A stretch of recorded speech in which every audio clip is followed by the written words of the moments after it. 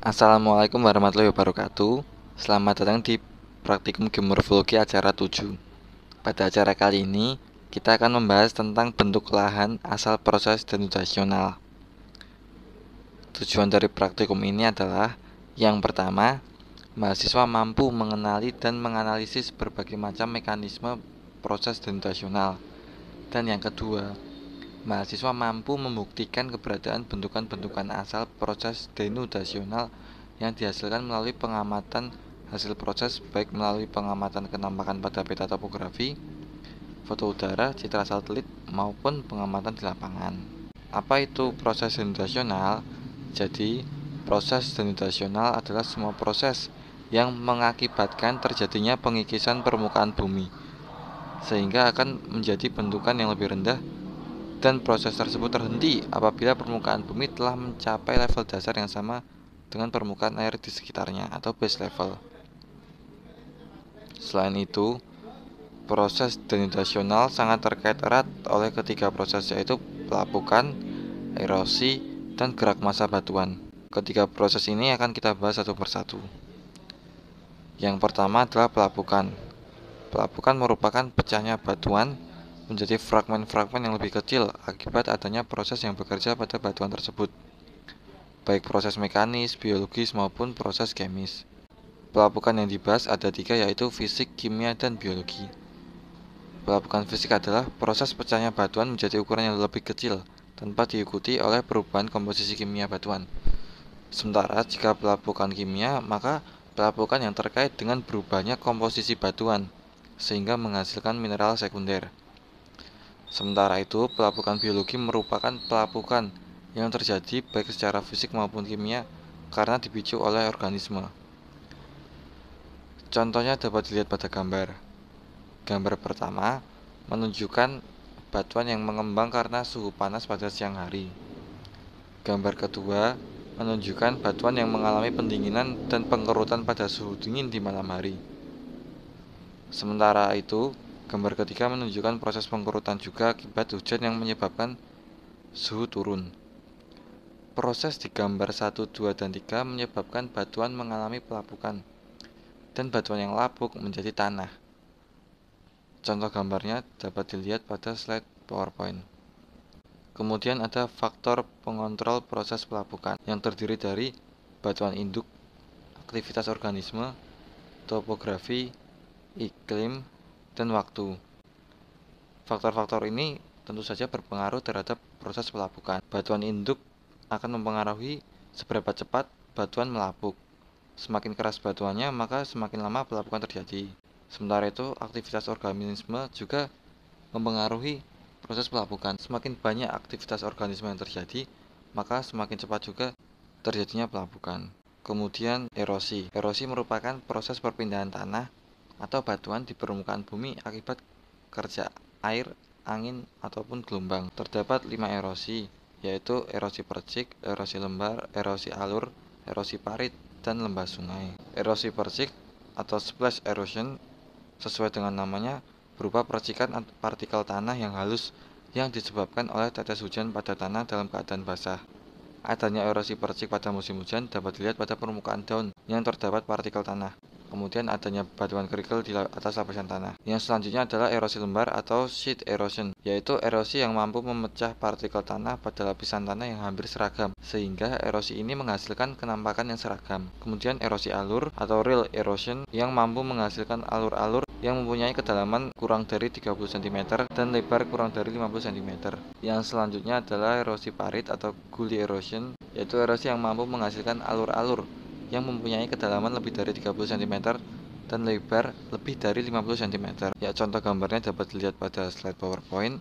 Gambar 1 merupakan erosi percik ya, yang seperti tiang dengan kerikil di atas. Kemudian gambar 2 merupakan erosi lembar dengan bentuk seperti lembaran atau sayatan. Kemudian gambar ketiga merupakan erosi yang meninggalkan jejak seperti alur sungai seperti itu. Kemudian gambar keempat merupakan erosi parit, yaitu berbentuk seperti erosi alur namun lebih besar. Yang kelima merupakan contoh erosi lembah sungai. Kemudian proses perkembangan erosi.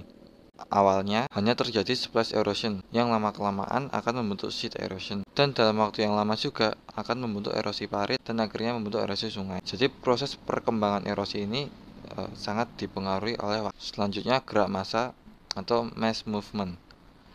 Gerak massa batuan adalah gerakan massa batuan atau puing-puing batuan menuruni lereng akibat adanya gaya gravitasi. Ada 4, yaitu grip atau rayapan, slide atau longsoran, fall atau gerak jatuh bebas, dan flow atau aliran. Tipe-tipe gerak massa dapat dilihat pada slide presentasi. Yang pertama adalah slide, terdapat rotational slide, translational landslide, dan block slide. Kemudian fall, terdapat rock fall dan topple. Kemudian flow ada debris avalanche, earth flow, dan debris flow. Kemudian ada grip yang terdiri dari lateral spread dan longsoran translasi. Longsoran translasi adalah bergeraknya massa tanah dan batuan pada bidang gelincir berbentuk rata atau menggelombang landai. Kemudian ada longsoran rotasi. Longsoran rotasi adalah bergeraknya massa tanah dan batuan pada bidang gelincir yang berbentuk cekung. Kemudian ada pergerakan blok. Pergerakan blok adalah perpindahan batuan yang bergerak pada bidang gelincir berbentuk rata. Longsoran ini disebut juga longsoran translasi blok batu. Kemudian ada runtuhan batu. Runtuhan batu terjadi ketika sejumlah besar batuan atau material lain bergerak ke bawah dengan cara jatuh bebas. Umumnya terjadi pada lereng yang terjal hingga menggantung, yang sering ditemui di daerah pantai. Batu-batu besar yang jatuh dapat menyebabkan kerusakan yang parah. Kemudian ada rayapan tanah. Rayapan tanah adalah jenis tanah longsor yang bergerak lambat.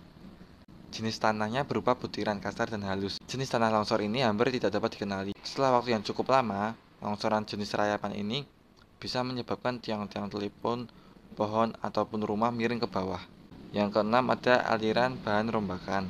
Jenis tanah longsor ini terjadi ketika massa tanah bergerak didorong oleh air. Kecepatan aliran tergantung pada kemiringan lereng, volume, dan tekanan air. Dipengaruhi juga oleh jenis material tanahnya. Gerakan terjadi di sepanjang lembah dan mampu mencapai ratusan meter jauhnya. Di beberapa tempat bisa sampai ribuan meter, seperti di daerah aliran sungai di sekitar gunung api.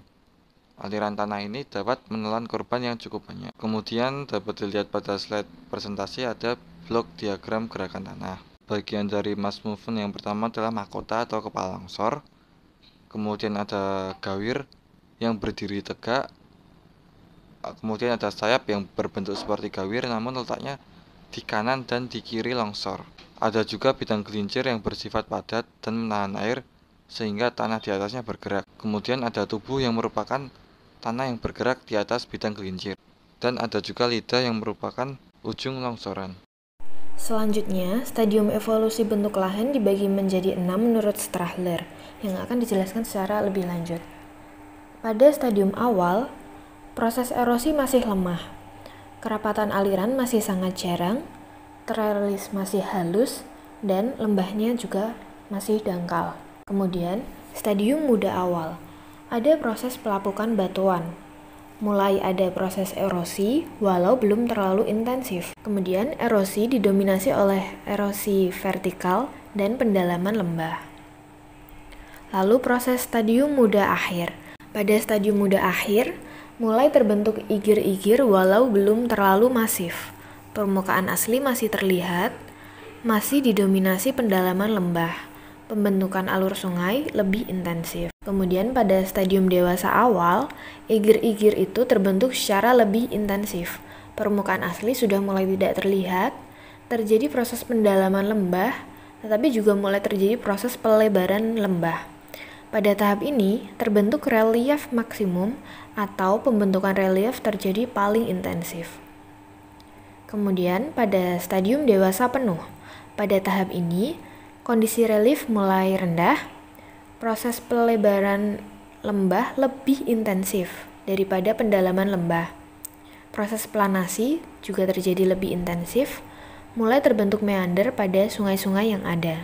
Kemudian stadium tua, bentuk lahan telah mencapai kondisi hampir rata dan terbentuk peneplain.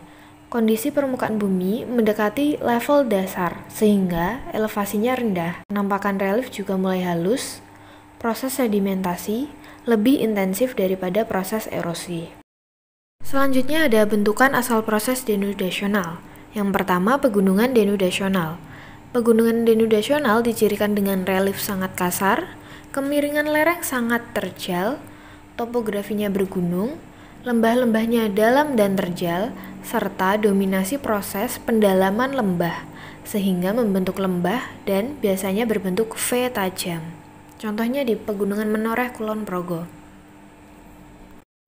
Kemudian ada perbukitan denudasional yang ditandai dengan topografi berbukit dan bergelombang dengan lereng berkisar antara 15-55%. Perbedaan tingginya berkisar antara 50-500 meter serta terkikis sedang hingga kecil, tergantung pada kondisi litologi, iklim, vegetasi penutup maupun tata guna lahan, contohnya di NTT. Yang ketiga ada perbukitan terisolasi di Nargun, India, merupakan bukit hasil proses denudasional yang terkikis cukup kuat.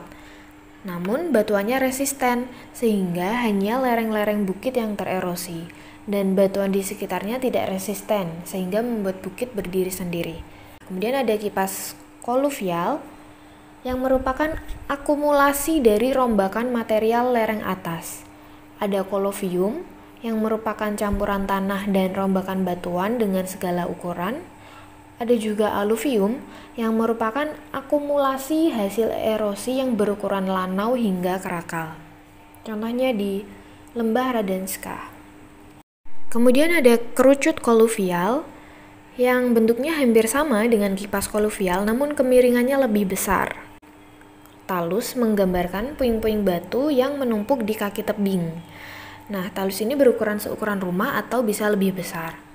Fragmen batuan saling bertautan sedemikian rupa untuk menciptakan permukaan yang stabil dan tidak lepas.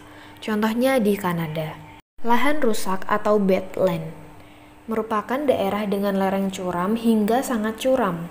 Terkikis sangat kuat sehingga mengalami bentuk lembah yang dalam dan berdinding curam serta berigir tajam.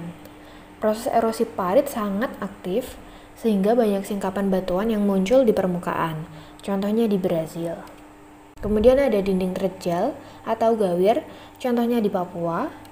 Kemudian ada peneplain yang terjadi akibat proses denudasional yang secara terus-menerus sehingga permukaan lahan mengalami penurunan dan membentuk permukaan yang hampir datar.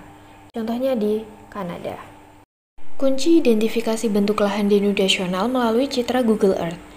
Contohnya yang pertama, pegunungan denudasional dapat dilihat dari lembahnya yang berbentuk V tajam dengan kemiringan lebih dari 55%. Kemudian, perbukitan denudasional juga dari bentuk lembah V tajam namun kemiringannya antara 15-55%. Kemudian dari perbukitan terisolasi, kunci interpretasinya yaitu perbukitan terpisah dengan jajaran perbukitan di sekitarnya. Kemudian ada peneplain, dataran nyaris, yang dicirikan dengan topografi datar hingga landai sehingga teksturnya halus. Kemudian perbukitan sisa dicirikan dengan pola membulat dan teksturnya sedang. Lalu kipas koluvial dicirikan bentuknya kipas berasosiasi dengan lerengnya tuh landai miring. Kerucut koluvial hampir sama dengan kipas koluvial namun lerengnya lebih besar. Untuk hasil praktikum kali ini ada 2. Untuk langkah kerjanya, yang pertama, teman-teman mengamati citra pada wilayah yang ditentukan. Akan ada 4 citra asal proses denu. Setiap satu kelas dibagi 4 kelompok, lalu didelineasi menggunakan HVS. Hasil delin di layout sesuai kaidah kartografis.